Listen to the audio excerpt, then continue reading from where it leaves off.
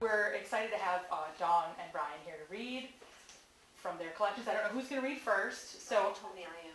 all right. Well, Dawn's going to read first. Welcome to the store. Thanks for coming to Buffalo Street Books. We had a poet read earlier today. We have 2 more poets, so if you want more poetry, come back for that. But in the meantime, I'll introduce Dawn Leas. Dawn. Thank you so much to Buffalo Street Books. This is my first time here. I haven't been to Ithaca since I was a teenager, so I'm just happy to be back. And also that there is an afternoon of poetry and an independent bookstore. I just love that. So anyway, we can support that. I am going to read a few poems from my new collection. I know, Take Something When You Go, and then I'm also going to read some newer poems as well. So I'm going to start with one, and this book is really about transitions, relationships, and how they change as children grow up and move away from home. And this is called Crying Summer. I cried you to sleep every night as we wove our bodies like a braid on the tattooed daybed. An entire season sequestered on the sleeping porch. A treehouse nestled among evergreens, taller and fuller than that first July you brought me to your family's lake house. When I slept on the porch with your girl cousins and you slept in a tent with the boys 2 stories below. We fished, breathed in fire pit smoke, played volleyball, and eavesdropped on cricket chatter. Now the porch screens are no longer taut. Floor planks are coated with pollen and chipped paint. It cradled our history as conversations best not seen in daylight flowed into the dark space between us. Tears ran until the moon and sun crossed, kissing briefly in a metal sky. It's been so many years I almost forgot how the edge of memory dissolves. Several decades are the bridge to an aging house moored between a homecoming and a goodbye. Your father gone this year, your inheritance, the sleeping porch, the safest place for confessing our sins. I do have 2 grown children, and this is a poem in response. My older son is a music journalist, so this is in response to an article he wrote about U2's Europa turning 20, the album turning 20, and it was written in July 2013. It's called Slipstream. The year Europa was born, you were a fiery redhead. The summer sweltered, and we holed up in our Cape Cod's family room, curtains closed against the sun. Late at night when you and your dad were asleep, I nursed your newborn brother and watched the Numb video. Barely across the threshold of adulthood, I dreamt out loud so you could live out loud. Feel the steady push of wind, fly across water, throw away the map, knowing uncertainty is the whoosh of a flame igniting. 20 years later, I am running laps around our suburban sprawl with Europa on repeat. From a distance, I see the 3 of you washing cars in the driveway, ruddy faces in the July heat. What do you want? What do you want? Why can't I figure out what you want?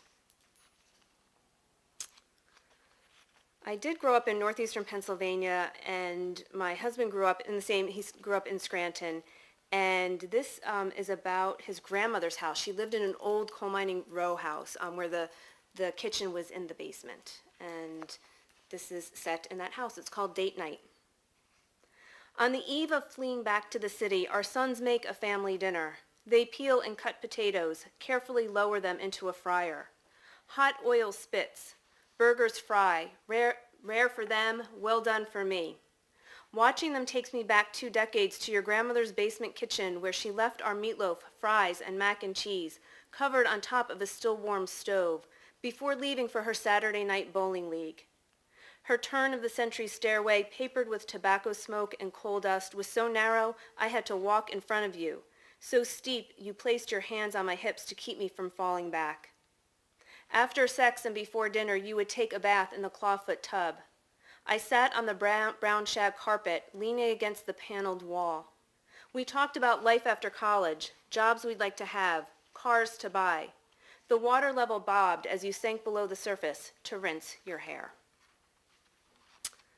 I taught 8th grade English briefly a couple of years ago, and I was able to do Caesar with them the 2 years. And when I first went into teaching, I was just like, I just don't know how this is going to go with them. And both years definitely surprised me. It's called Parallel Text on an Indian Summer Day. My students dissect Mark Antony's speech, and a girl who never raises her hand, never speaks above a whisper, explains his use of repetition, wonders aloud why Brutus didn't stay to keep an eye on him. A boy who is counting the days to graduation likes Antony's sarcasm, how he wept with emotional appeal to sway the plebes. These middle schoolers whose voices span octaves in a single sentence, whose moods shift quicker than a minute hand, take time to hear Shakespeare's voice, to hunt parallel text for understanding. They count each other's lines from the previous day, argue over which parts to read. That evening, the sun leaves the sky earlier than yesterday, and a chill descends. I once made a living writing persuasive copy, but over dinner I forget Shakespeare's lessons, misplaced words and missing antecedents, pertinent facts omitted, no trace of logical sequence in my story. You look at me over the edge of your reading glasses from across a table set for two that now seems as long as a medieval banquet. My diction is off, so I begin again chanting, I'm sorry, I'm sorry. But you only ask, what do you want me to do about the past?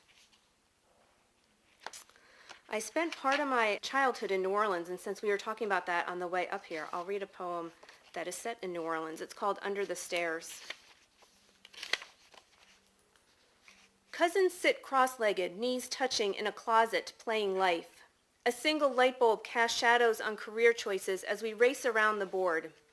We plan future weddings, share secrets of a ceremony on a grassy knoll, honeymooning in a rainforest, wearing a champagne-colored dress. We promise, sealed by a pinky swear, to be bridesmaids for each other. In the kitchen, our parents talk about road trips, Bourbon Street, job promotions. We whisper in Pig Latin about Sean Cassidy, Catholic school uniforms, living far from home until they call us for dinner. Now I'm going to read a couple of new ones that I've been working on. This one's called Spirit Animals. I got involved in a conversation several months ago with a friend about believing in spirit animals, where you find your spirit animals, and this poem came out of that. You dream a brass camel into the palm of your hand. I fly 14 hours to ride a camel in the Arabian desert. He heaves and rocks to standing, takes me deeper into the dunes, the camp disappearing into a sepia-toned mirage. I beg the handler for more time, the camel's height and sway calming. I see answers in the orange sunset, the cinnamon-colored haze, feel them rise in the rhythm of lean legs, in the humps that carry enough water for the entire dry season. This desert wants me. I may be falling in love. Long before we met, you dove deep into the Pacific, just off the coast of paradise, an owl perched on a high cliff. She flew across a continent of time to deliver me to the desert. Our spirit animals come from different lands, but learn to work in tandem, invent a new language to guide us to evergreen trails, desert dunes, always back to salt water. Places they know will save us. We are traveling separately, but in the same direction.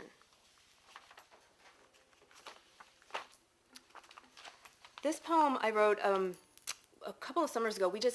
Last summer I think it was, we just had the summer of rain where it just kept raining and raining and raining, and my niece's softball team kept advancing in the playoffs, and we ended up going to a game, and this is about that. It's called Independence. The rain comes every day for weeks, sometimes in giant bursts, droplets breaking on tree branches, often in drenching curtains, blowing west to east.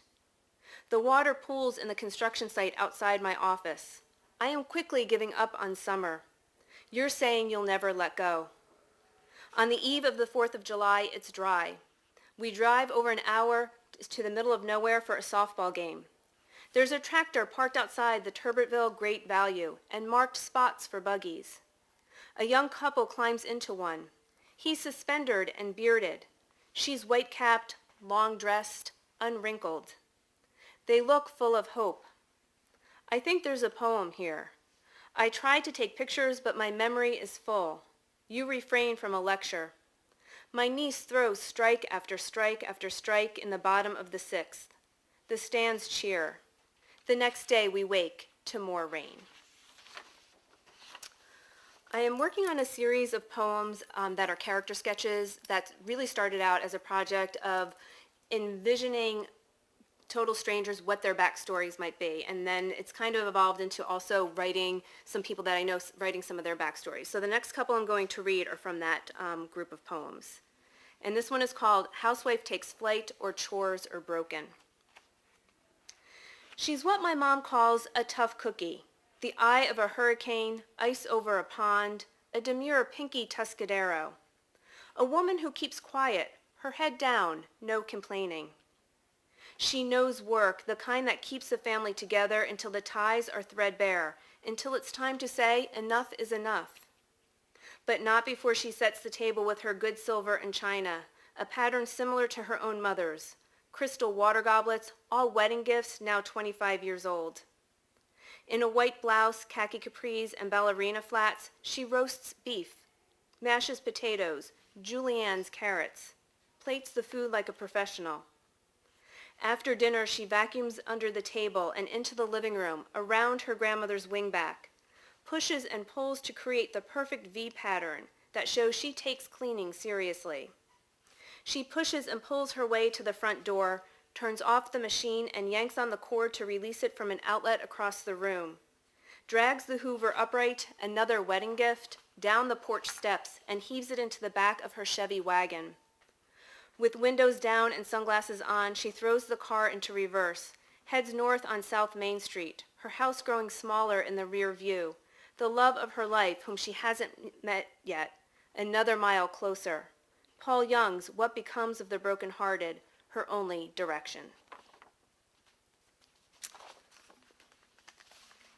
Shopper's Special. The sky is still steel. Ice puddles dot the mall lot. Our breath commingles with early morning air. We huddle, hunched over, collars turned up, gloves on, backpacks and purses stuffed for a day trip to the city. A 24-year company man in navy pants and a starched shirt, nylon uniform jacket, stands at the door, clipboard in hand. We climb the stairs one by one as he checks off our names like he's counting the days to retirement. The sun is climbing the mountain trees.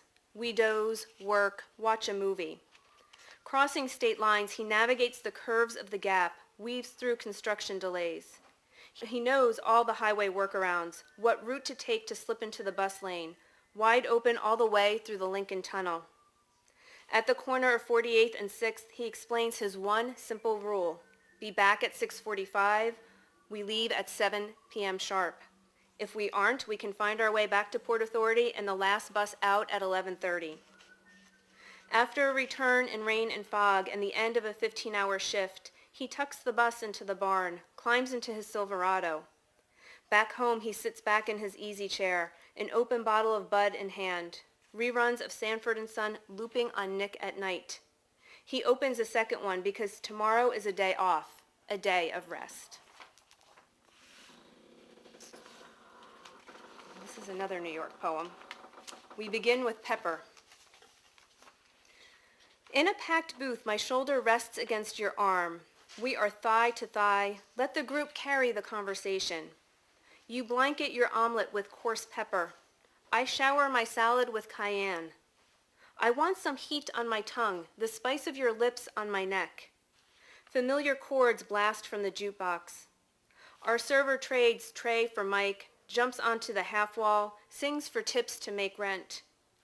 We get lost between the verse and the refrain. In Ellen's Stardust Diner, we are the mouth of a newborn fire. This will be my last poem, so I just want to thank Buffalo Street Books again. Thank you for coming out and listening to us read. This is called Gypsy.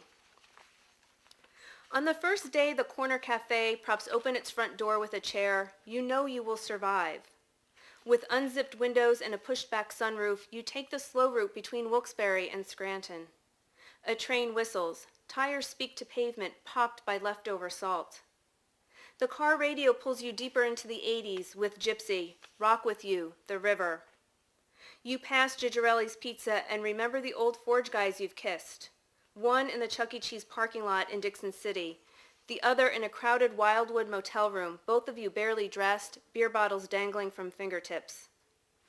The last patches of snow hang onto Montage Mountain like acne on the face of a teenager.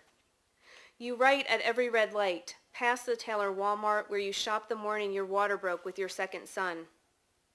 This is the route you drove 4 times a day when your boys were in elementary school, 15 miles of small towns stitched together by bars, churches, strip malls, rows of houses so close they feel each other breathe, hear the secrets of their neighbors. The recent past aches like a pulled muscle slow to heal, a bruise that won't fade, but this drive is untying the knots. Crank the volume, take a long breath, pull to the side of the road to begin the last line of this poem. Gather your hair in a loose bun. Continue to drive as slowly as the speed limit will allow. Thank you. And I'm going to be reading some poems from my new collection. It's been out for a few weeks, Waiting for the Dead to Speak. Just come out with New York Quarterly Books, and I'm going to read some poems from that, but I'm going to start with some poems that are not in the book. This poem is about my hometown of Scranton in Pennsylvania, not too far from here. Meeting the realtor on a Saturday. When the realtor walks us through each room, across the 1970s yellow shag carpet, the mudroom that reeks of mothballs, the living room with a crack in the wall, you squeeze my hand as we contemplate how much it would cost to remove the rug, tear off rooster wallpaper, paint the kitchen, fix the roof. We imagine a home with a well-groomed lawn, chairs on the front porch, leaves dancing during October sunset, air ripe with the scent of bonfires, carved pumpkins grinning on our front porch, their flames steady, though to confirm that our purchase was right, though to assure ourselves we would never leave each other, take a job out of state for more money, exit the familiar gray skyline of Scranton, its condemned warehouses, its downtown bars aglow, flickering like candles through the late night. On the way out, you squeeze my hand again, pause to look at the wooden fence securing the backyard, where we can only see pointed roofs of nearby homes, the shingles brown and gray, the color of dust caking coal chutes, or the grime on our grandfather's boots. Every day they crawled out of mines and never left this town. At Granary Cemetery. Leaves tumble from groaning branches in Granary Cemetery, Boston, where a white-bonnet, blue-dress reenactor recites Paul Revere's story, his stone monument as fresh as a polished grave, decorated with flags, flowers, pennies. Across the way, more tourists look up from maps, ready their smartphones, near John Hancock's phallic memorial that dwarfs even Sam Adams and Revere's resting grounds. Shadows remains of the lesser knowns, crooked, vine-choked graves with weather-beaten text and cracks that look like stitches. I trace my fingers over skull and crossbones, share of faces on top of graves, names and dates, and imagine where these Puritans met and prayed, what role these colonists played in the Revolution. Others drift down walkways like wind-blown leaves until they root themselves to another tour, snap selfies near more famous monuments. At the corner bar months before an election. If you're any type of artist or writer and you're not responding to this crazy time that we're living in, then I don't know, but we'll get through it. At the corner bar months before an election. Outside, humidity fogs our glasses, and the moon hangs pregnant in the sky, red like blood, blood that colors streets of crime scenes, during the summer of police shootings in Dallas, preceded by black men shot, their deaths caught on cam. Inside Rummy's Corner Bar, big screen TVs blare political ads 3 months before an election. Ads that claim this opponent and that opponent have closer ties to Wall Street. Ads flashing dollar signs, police batons, or mass terrorists. Across from us, a man in a bandana claims they're taking it all. He pounds his PBR while his buddy in a gray wife beater buries his face in his hands and then looks up to take a long drag of his cigarette, watching the trail of smoke curl into the air before he says, "I would deport them all." We finish our beers, unsure of election outcomes or what else these men will say, who they'll blame for empty factories, rows of blackened storefronts downtown, or police shootings on nightly news. You look to me, waiting for me to respond, but I know that anything I say will strike a match and their faces will blaze like a spark cigarette, so we leave out into sweltering night. All right, I'm going to read some poems from Waiting for the Dead to Speak. And this is a poem about my parents. What I imagine my parents did after dinner. In our house, nobody ever danced, even though my father played Elvis or Johnny Cash from the silver CD player that rested on the nook, separating the kitchen from the dining room. He could have used the wooden pasta spoon like a mic and lip-synced along to the King or the Man in Black, but he just labored over the stove, his white apron hiding the same Packer shirt he wore each Sunday, while the football game blared in the living room, his mood dependent upon who was winning. My mother, too, followed routines, her task to knead the dough until flour powdered her hands and streaked her cheeks after she spent hours leaning over the table rolling macaroni through a machine. I like to think that after we ate 2 servings of pasta and meatballs, after I helped them scrub pots and pans, after they untied and washed the aprons and I closed my bedroom door to study, they put on the King or Johnny Cash again and passed the pasta spoon back and forth like a karaoke mic and danced around the kitchen while moonlight sliced through foliage and spilled into the kitchen. Shifts at the Dollar Tree. We all remember our first jobs, right? Dawn, what was your first job? Suburban Casuals. Okay, suburban casual. Okay, well, I worked at the Dollar Tree for a year or 2. I was a teenager. Shifts at the Dollar Tree. At 16, I worked at the Dollar Tree, buttoned up polos to hide fray Clash and Dead Kennedys t-shirts, what I wore on weekends at Cafe Roach, where slam pits swelled and tattooed bodies crashed against each other till they dripped with sweat and stunk of booze. At 16, I assured customers, yes, that really costs $1. And on breaks, thieved Pepsis and Snickers, while Randy, the manager, was locked in his office, counting timesheets, counting years he's been there. At 16, I scribbled manifestos while Randy sat on boxes in the stockroom and told me, "Don't end up here forever," waving his hand in the air the way my dad did whenever he wanted to make a point. And when I looked up, I saw how Randy's hair receded, how he squinted to read labels even with glasses, how he rubbed his shoulders and back the way my dad did after work, how he had drumsticks tattooed on his left wrist, but he never spoke of his band, just that he jammed in high school. He must have gone to places like Cafe Roach and maybe pounded the snare in a band, reliving such days every time he air drummed in his office or the break room, thinking no one was watching. And I'm going to read a poem called Immigrant Names.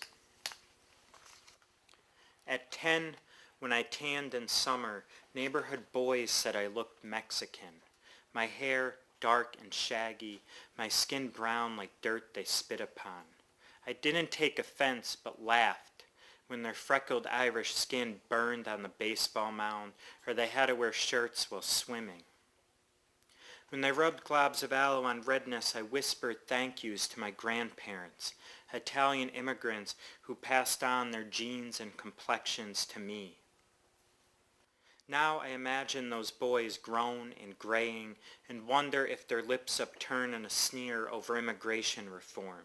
That same sneer they flashed when I struck out and they hollered, "Nice play, greaseball," forgetting that their grandparents were called mix and black and blued because of their freckles and foreign accents.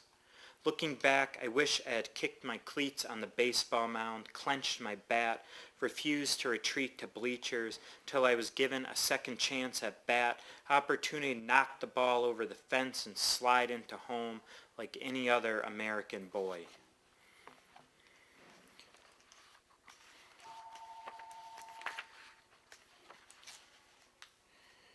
And this is called The Doomsday Clock, reads 11:57. I think it's at 11:58 right now. It's a clock that atomic scientists pay attention to, and as the world inches closer to catastrophe, they move it up, and it's at one of the highest points it's ever been at, actually, since the Cold War. So at this time it was at 11:57. I'm pretty sure it's at 11:58 now. The Doomsday Clock reads 11:57. On the news, scientists warn we're closer to doomsday and move the atomic clock's hand 3 minutes to midnight, citing potential for nuclear and climate catastrophe. In class, a student slouches in his seat, pulls the drawstrings to his hoodie, and whines, "I'm sick of this snow shit in April. Whatever happened to global warming?" When I try to explain how climate change disrupts normal weather patterns, pushes polar vortex weather south, he rolls his eyes, fidgets in his seat, while another student asks, "What's the lesson about today?" I think of that doomsday clock, 3 minutes to midnight. I want to wave my hands in the air, shout, "Listen, listen, drive less, recycle, donate to polar bear funds." Instead, we launch into peer editing workshops, and I walk around the room, no longer vocal about the climate change crisis, because how do I show melting ice caps? How do I explain that an inch of snow in April doesn't mean climate change isn't real?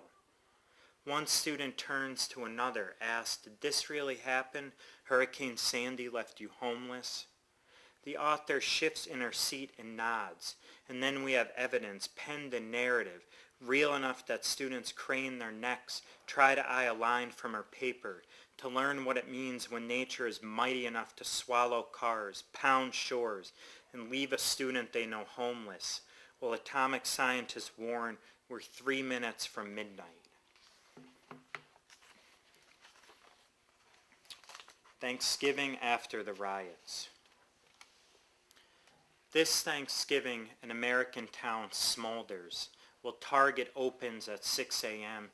and consumers crowd big screen TVs, blaring and flashing through the store, replaying images of Ferguson, rows of businesses blackened, charred like bombed out buildings in Baghdad, glass shattered across sidewalks, sound cannons and tear gas fired upon protesters.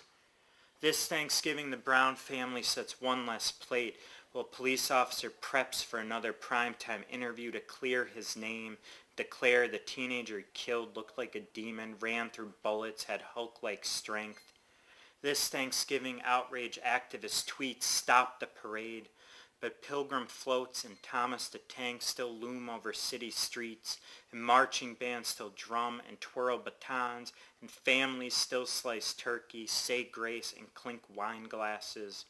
This Thanksgiving, the Brown family sets one less plate, while children paint peace tubs on boarded up businesses, days after no indictment.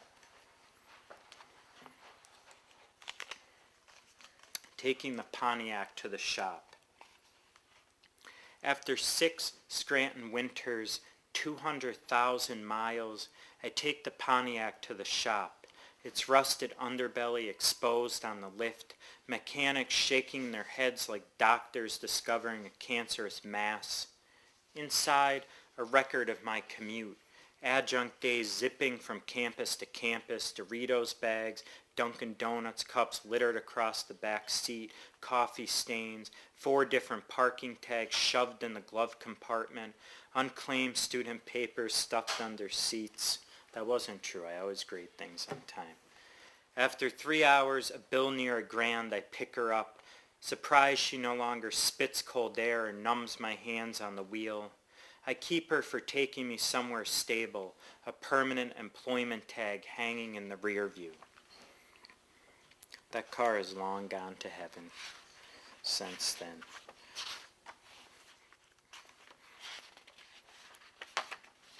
Writing the last word. I was a news reporter for a while in the Philadelphia area, and I had the political beat mostly. So I covered national politics and state politics in Harrisburg. But when I started, like everybody that just starts, you have to do one weekend shift. So for a little while I worked on a Saturday. And we were a decent-sized newsroom, but there wasn't a lot of us. So because for a time, for about 6 months I had to work on a Saturday, I covered a few homicides. And you don't forget those. And this is one about that, called Writing the Last Word. A husband takes 2 bullets to the chest, dies 2 hours after life flight. Your editor says snap a few photos. Coatesville homicides are old news, unless you find someone decent to talk to. At the scene, crimson drops on cracked sidewalks blaze like carnival lights, calling neighbors and shrieking sirens to the yellow-taped porch, like a scene from a TV horror movie, where police trace chalk lines and answer a few questions. You fish for witnesses, find family crammed in a 1-floor, 2-bedroom home, the wife wailing, "They killed him, they killed him." She shoves a photo in your hand, her husband with a revolver black goatee, wide grin, a spaghetti-splashed apron. You don't ask why he was shot before months ago. You write that he was a family man, community man, whatever his wife says, because you know this will be the last time his name appears in print. I have a few more. This poem is called Bearing the Rabbit. First day of May and we dig, planting lettuce, sunflowers, green beans, and soil rich and turned over from last season. We do this until our hands blister, until dirt cakes our palms, until you stop and shriek near the garden box at a baby rabbit dead, its eyes half closed, a shine to them like the plastic eyes of stuffed animals. I plead for you not to show me more, but I do look at its matted fur, its snapped neck. Under the poplar tree we dig a different hole, one to bury the dead. And remember our cats chased 2 days ago, how we hoped the rabbit escaped. Now Dante stretches out in the sun, purring to be pet as we bury his prey. You pluck a daffodil to place on the rabbit's body before we find a rock to mark the grave and remember what rests near new roots spreading beneath soil. I want to thank you so much for coming out tonight in Buffalo Street Books. Anytime I'm in Ithaca, come to Ithaca every few months to hang out, and I always come to this bookstore and also the other bookstores, Autumn Leaves Books. But Buffalo Street Books is really special for the number of author events that they have. This is my last poem. It's called What Our Cat Teaches Me in Dreams.